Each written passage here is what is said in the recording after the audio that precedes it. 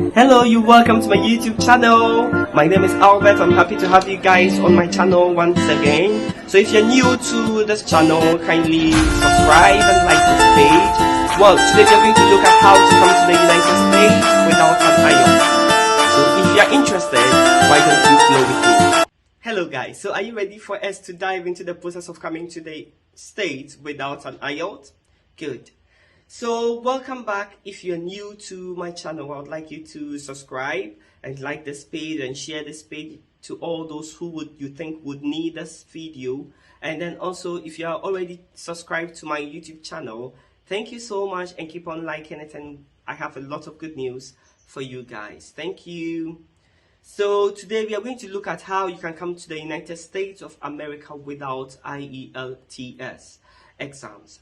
So first and foremost, as I always say, you have to be determined. You have to believe in yourself that yes, you can come to the United States of America without any struggle. All what you need is to be consistent and to become determined that you would be able to achieve your aim. All what you have to know is that you have to be a registered nurse in your home country. It can be UK, it can be Australia, it could be Canada, it can be Togo, it can be South Africa, it could be Ghana, it can be Nigeria, wherever you find yourself. If you really want to come to the UK to work as a nurse, then you would have to be a registered nurse in your home country. And it could be that you are a diploma certified nurse or a degree certified, or perhaps even master's, or perhaps you have a PhD. You can come into the United States of America. So first and foremost, I'm going to talk about some ways that you can come to the United States of America. So as a registered nurse, you should do the process on your own. You don't necessarily have to go in for an agent or an agency to help you come to the UK as a registered nurse. You can also decide to go in for agencies or an agent to help you come to the United States of America. But then, well, all this depends on you. I'll get time and make a video on how to reach out to these agencies and how these agencies can help you, the advantages and the disadvantages of using an agency to come to the United States of America. So if you want to come to America, aside being a registered nurse, you have to try as much as possible to get a CV. So you need a CV which contains your upgrading, to tell people about yourself, to let them know the education qualifications you have, the job experiences or work experiences that you've already gained from somewhere, perhaps in health related or non-health related field. But most of the time your CV should focus on the kind of thing you want to get yourself into.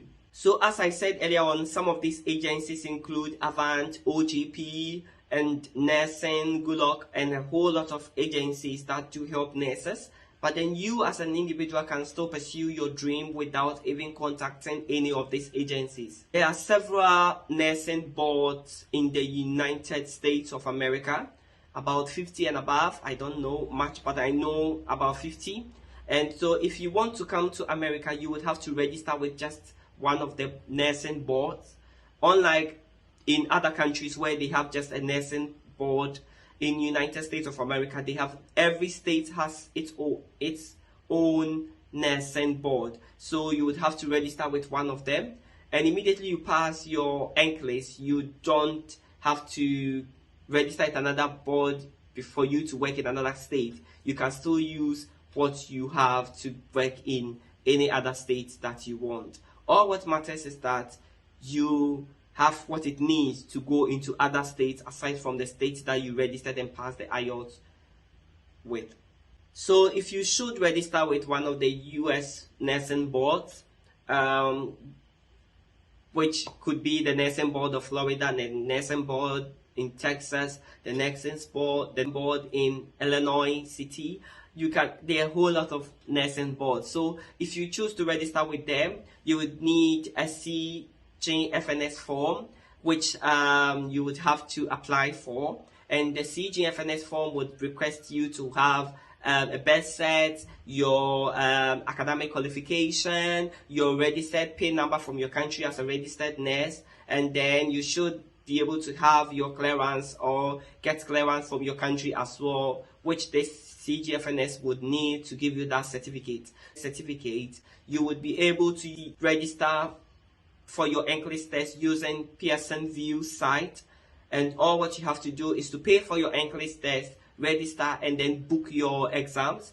Now, some of the examination centers are not closer to other people. For instance, if you live in West Africa, we don't have board centers around, so you would have to either go to India or South Africa to get the exams, or you would have to go to London or wherever the test centers are located. You pass, which is the good news. English is not difficult, so what you need to do is to learn. There are some books that you will need, like Sanders. You would need UWorld, Kaplan. There are a lot of books that you can use. Simple Nursing, you would have to buy certain courses as well. So when you use all this and then you pass your English, you are now a few steps away into coming into America.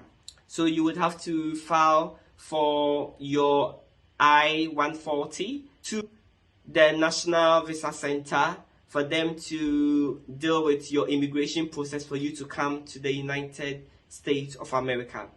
When you file this form, all what you have to do is you can link up with an agency by this time, or you can try to do it yourself and then file if only you know the process. If not, just reach out to any of the agencies like Avance, OGP, and the rest of them. Just reach out to them that you've passed your English, you want them to help you, and you don't have to pay for anything. So they would actually be happy to help you, and then they would help you with the filing of the I-140 forms, which you would get a response from the National Visa Center. 3 emails from them you would get, and then the first one would be a congratulatory message, a welcome message. The second one will be to ask for the fees, because for the National Visa Center to process your visa and other immigration papers, you would have to pay, which is not expensive. So when you are done paying, the third letter that would come would be asking you for your biographical details, which you have to fill. So when you are done with all this, by 5 to 6 months, you should be able to get good news. The good news is that you'll be scheduled for a green card interview, and the green card interview basically do not talk about a lot of things. It's just a simple interview, and you would pass since you're already a registered nurse and they need skilled workers. So you don't have to be worried about the green visa interview. And when you are done with the green card interview, you would be able to come to the United States of America, because immediately you get your card, you can come to the state. Now, if you are married or you have a child, and you are unmarried, or if you are having any legal documentation that binds you to someone, you can't be able to bring that person during their visa processing. So bring them to the United States alongside, because the green card allows you to, and because you're a skilled worker, you are authorized to bring them if you want to, because it will actually help if you want to bring them to United States of America. Unlike other countries that when you're going, you are unable to do that. Coming to America, you can't be able to bring your family along. So after passing your English and you want to start your immigration process, which most of the agencies like Avant and OGP are good in helping people, would process your document together with your family document. So if I'm married, or if you're married, you need your wife's, you and your wife's certificate that shows you guys are married. If you have your children, you need to get a passport for them. You need to get a passport for your wife or your husband. You need to get the necessary documentation like birth cert and others for them to use together with other documentation that will be requested, and then you can process their papers for them to join you or for you to go with them into America. So I would make a thorough video on this processes for you to get a more thorough understanding of it. So try and subscribe to my YouTube channel for you to be the first person to get the video when it's ready. Thank you very much for spending your quality time with me. See you.